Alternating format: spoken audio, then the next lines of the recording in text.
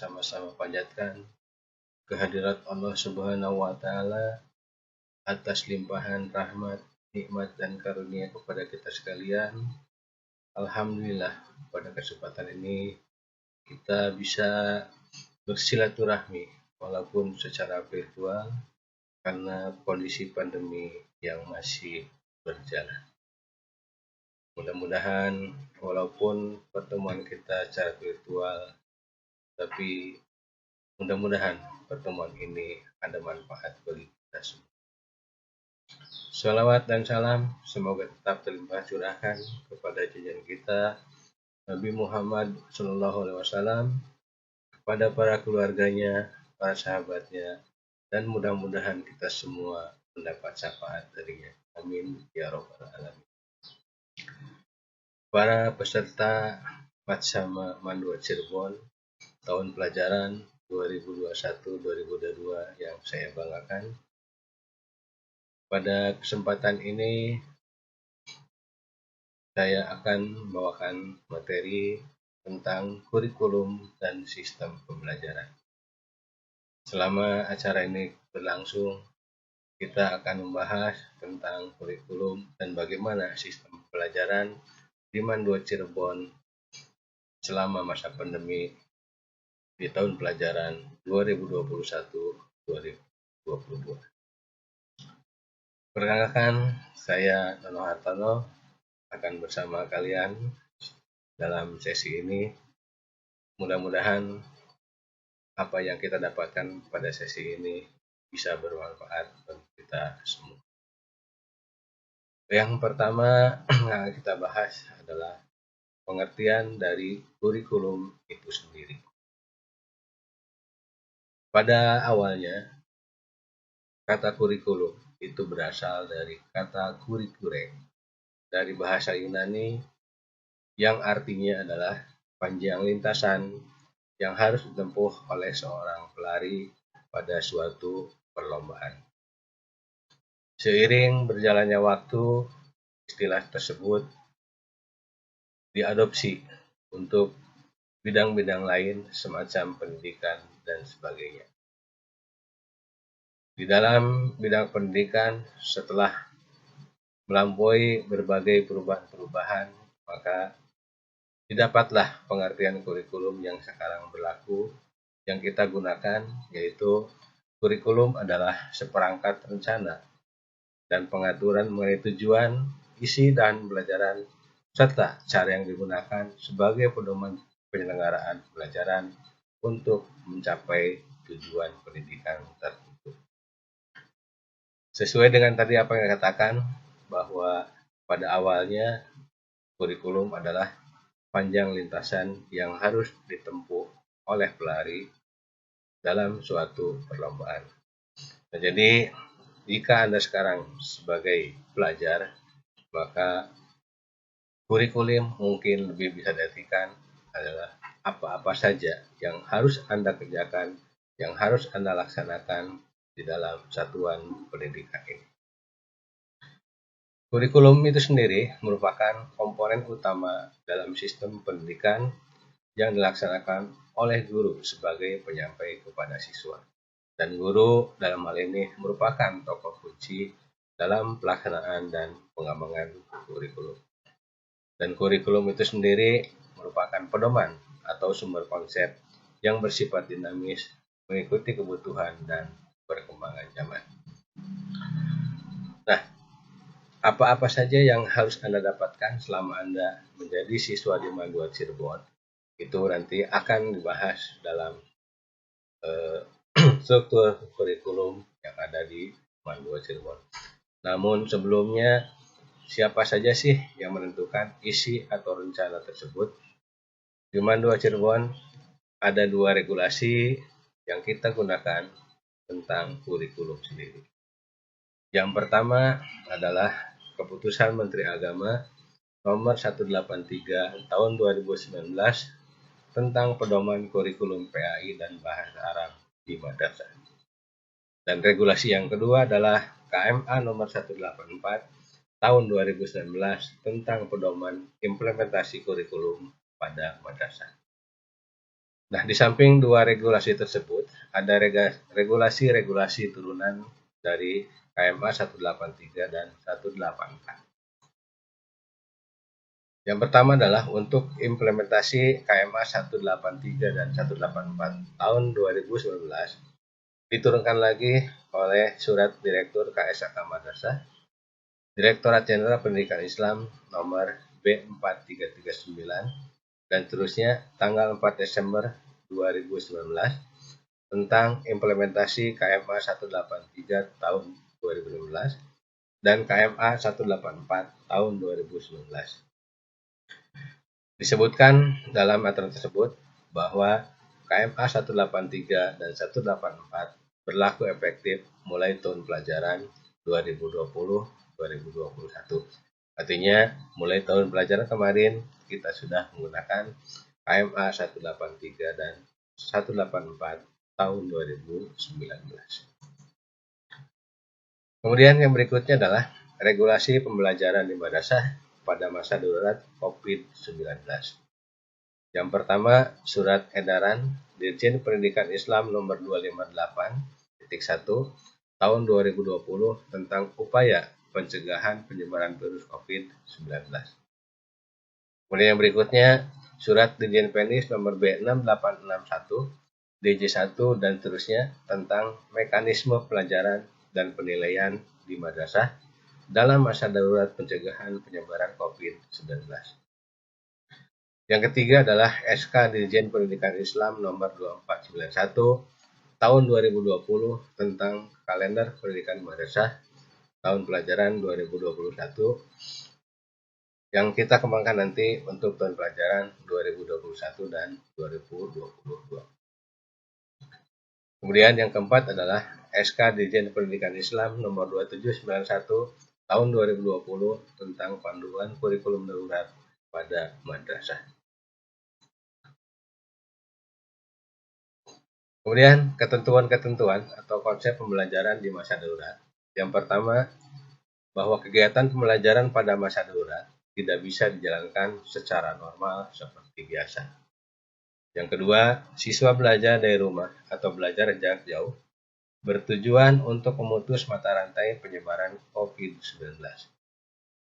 Kegiatan pembelajaran bukan untuk mencapai tuntutan ketuntasan kurikulum semata, namun lebih menitik beratkan pada penguatan pendidikan karakter, praktek ibadah, peduli pada lingkungan, dan kesalehan sosial lainnya. Kegiatan pembelajaran melibatkan guru, orang tua, dan lingkungan sekitar siswa. Yang kelima, kegiatan pembelajaran wajib mempertimbangkan terjaganya kesehatan, keamanan, dan keselamatan sivitas akademika madrasah, baik pada aspek fisik maupun psikologi. Para peserta macama yang berbahagia, selanjutnya kita bahas tentang struktur kurikulum Mandua Cirebon tahun pelajaran 2021-2022. Sehubungan dengan Liman 2 Cirebon ada 4 peminatan. Maka saya bahas yang pertama dari peminatan MIPA, kemudian nanti peminatan IPS, peminatan bahasa, dan peminatan keagamaan. Bagi Anda yang milih peminatan matematika dan ilmu pengetahuan alam atau IPA, baik, mari kita simak struktur kurikulum untuk program MIPA. Dalam struktur ini ada 4 kelompok mata pelajaran. Yang pertama adalah kelompok A umum, yang kedua kelompok B umum, yang ketiga kelompok C peminatan, dan yang keempat mata pelajaran pilihan lintas minat atau pendalaman minat. Yang pertama untuk kelompok umum, ini berlaku untuk semua madrasah di Indonesia. Artinya, siapapun siswanya, dimanapun sekolahnya asalkan di madrasah, pasti akan mendapatkan mata pelajaran kelompok umum ini dengan materi yang sama. Di MAN 1 dia akan mendapatkan Quran hadis dengan materi yang sama. Di MAN 2 juga akan mendapatkan materi Quran hadis dan pelajaran yang sama. Jadi untuk kelompok A umum ini, semua siswa di semua madrasah akan mendapatkan mata pelajaran dengan materi yang sama. Sedangkan untuk kelompok B, kelompok umum B ini, itu ada kemungkinan bahwa di masing madrasah materinya tidak sama. Yang sama adalah hanya mata pelajarannya saja. Karena masing-masing pelajaran ini mempunyai sub-sub materi yang dikelompokkan kepada masing-masing subnya. Misal di seni budaya ada kelompok seni musik, ada kelompok seni tari, juga ada kelompok seni lukis dan sebagainya. Di pendidikan jasmani juga ada kelompok permainan, ada kelompok senam, ada kelompok atletik, dan segala macamnya. Jadi mungkin saja pada pelajaran seni budaya, madrasah A mengambilnya seni musik, sedangkan madrasah B mengambilnya seni tari atau yang lainnya. Juga dalam pendidikan jasmani, mungkin saja di satu madrasah memilih senam atau atletik, sedangkan di sekolah lain memilih renang dan sebagainya. Dan untuk di Mandua Cirebon, pelajaran renang tidak pernah diajarkan. Mengingat bahwa kita lokasinya ada di lingkungan pondok pesantren. Dalam prakarya juga sama, ada kelompok teknologi, ada kelompok budidaya, juga ada kelompok rekayasa dan sebagainya. Pada muatan lokal mungkin ada bahasa Cirebon, ada bahasa Sunda, dan yang lain sebagainya. Itu artinya untuk kelompok B ini masing-masing madrasah mempunyai materi tersendiri. Jadi tidak mungkin atau kemungkinan tidak sama dengan kelompok madrasah yang lainnya. Nah, untuk kelompok C itu adalah kelompok ciri khas peminatan dari masing-masing. Untuk IPA ada matematika, ada biologi, fisika, dan kimia. Kemudian untuk bagian 4 itu adalah mata pelajaran lintas minat atau juga pendalaman minat yang diambil dari peminatan yang lain.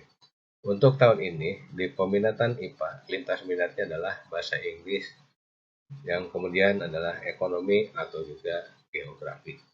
Nah, masing-masing pelajaran ini itu ada alokasi waktu per pekannya. Al-Quran Hadis 2 jam pelajaran per minggu, Akidah Alak 2 jam, berbahasa Inggris 3 jam, kemudian seni budaya 2 jam, dan seterusnya, sehingga total semuanya selama satu pekan untuk program IPA sebanyak 53 jam pelajaran. Yang berikutnya untuk peminatan ilmu pengetahuan sosial, karena tadi yang bagian ini sudah dibahas.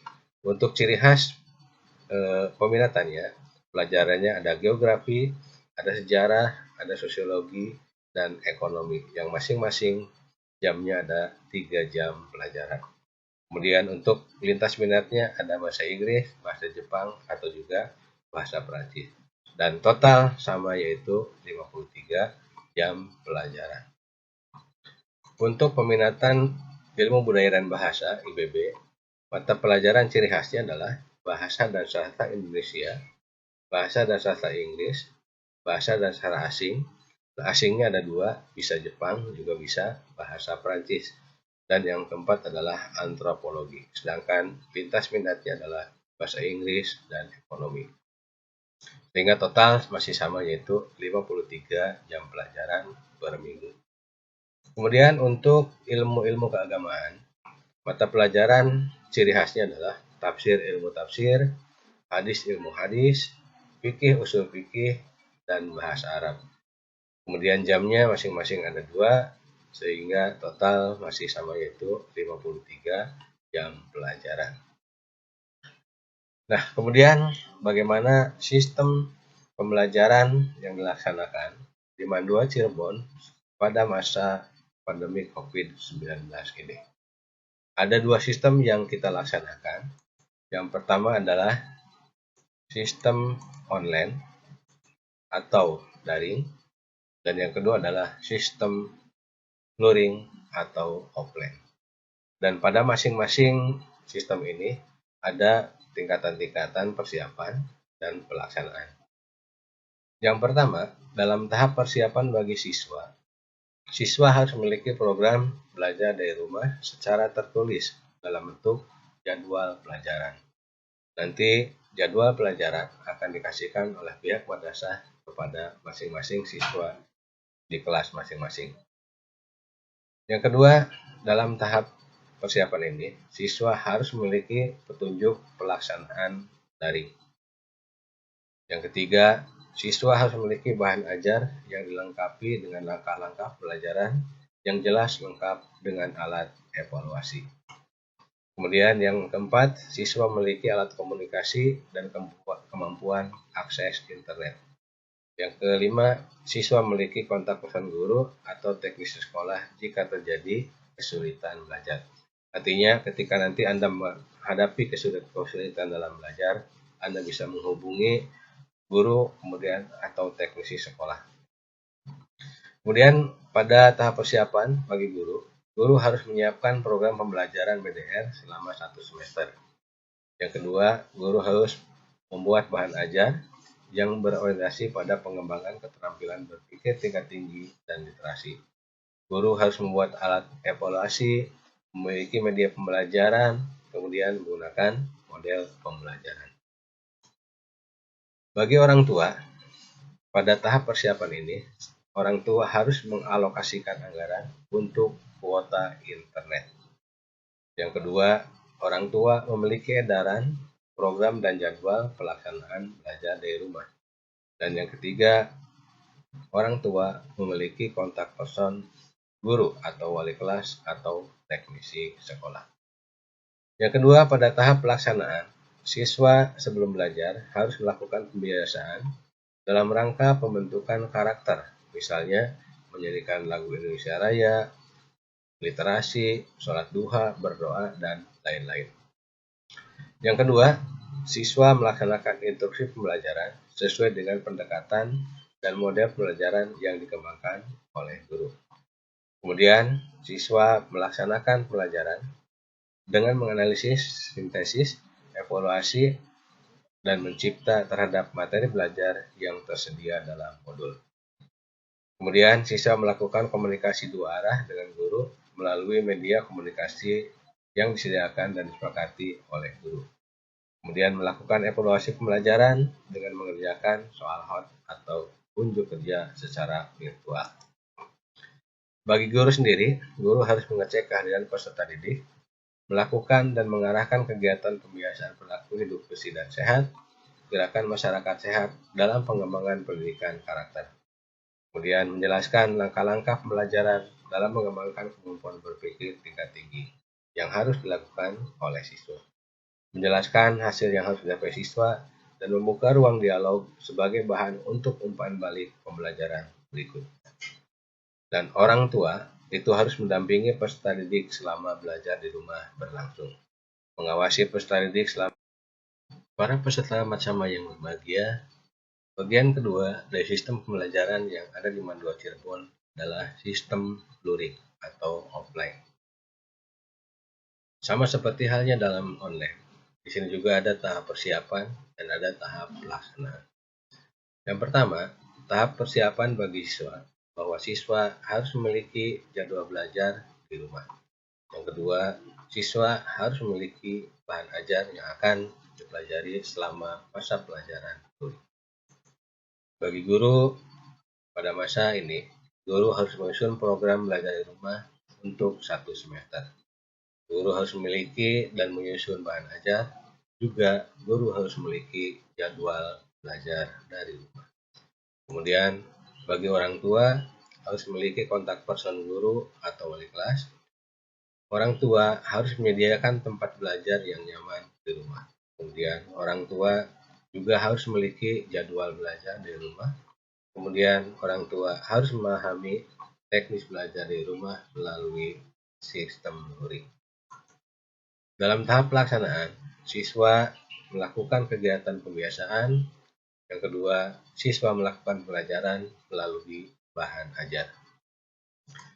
Bagi guru, guru harus membuat petunjuk teknis kegiatan belajar luring mandiri. Guru harus memantau kegiatan belajar melalui kunjungan periodik, dan guru melakukan serta mengarahkan kegiatan kebiasaan perilaku hidup bersih dan sehat atau gerakan masyarakat sehat dalam pengembangan pendidikan karakter. Guru menyediakan waktu berkumpul dengan peserta didik walaupun secara terbatas, melakukan evaluasi hasil pembelajaran siswa, dan guru memberikan umpan balik kualitatif terhadap hasil belajar siswa. Sedangkan untuk orang tua, dengan sistem luring ini, orang tua harus bisa mendampingi belajar peserta didik. Yang kedua, mengkomunikasikan kegiatan belajar peserta didik jika terjadi masalah. Kemudian, memotivasi kegiatan belajar peserta didik. Nah, untuk secara kesimpulannya, pelaksanaan pembelajaran di Mandua Cirebon pada kondisi pandemi ini ada dua sistem, yaitu sistem daring dan sistem luring. Untuk sistem daring, kita menggunakan aplikasi e-learning madrasah, sedangkan pembelajaran luring dilaksanakan melalui metode penugasan mingguan atau bulanan yang bekerjasama dengan pihak pondok pesantren. Jadi, untuk yang sistem luring ini, kami akan mengirimkan bahan ajar melalui petugas dari sekolah yang dikirim ke pondok-pondok pesantren. Dan nanti hasil belajar siswa merupakan tugas-tugas itu dikumpulkan lagi ke pihak madrasah untuk diberikan nilai. Saya kira hanya itulah yang bisa saya sampaikan pada sesi ini. Mudah-mudahan walaupun waktunya hanya sedikit, bisa bermanfaat bagi kita semua. Dan kita berdoa mudah-mudahan pandemi ini akan cepat selesai, sehingga kita bisa melaksanakan pembelajaran dengan sistem tatap muka. Terima kasih atas segala perhatiannya. Wassalamualaikum warahmatullahi wabarakatuh.